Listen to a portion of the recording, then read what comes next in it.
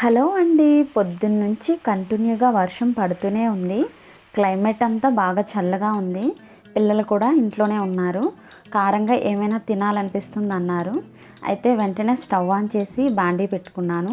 అందులో 1 tea spoon oil వేసుకొని 200 grams పల్లీలు వేసుకున్నాను. వేసుకొని మంటని మీడియం ఫ్లేమ్లోకి అడ్జస్ట్ చేసి స్పూన్తో నిదానంగా కలుపుకోవాలి. ఇలా కలుపుకుంటుండగా పల్లీలు ఇలా పగుళ్ళు వచ్చే వరకు కూడా ఫ్రై చేసుకోవాలండి. ఇలా పల్లీలు పగులు వచ్చేంత వరకు ఫ్రై చేసుకున్న తర్వాత 2 రెబ్బల కరివేపాకు వేసుకోవాలి. వేసుకొని కరివేపాకు క్రిస్పీగా అయ్యేంత వరకు కూడా ఫ్రై చేసుకోవాలి. కరివేపాకు ఫ్రై అయిన తర్వాత 1/2 టీ స్పూన్ సాల్ట్ని స్ప్రింకిల్ చేసుకోవాలి.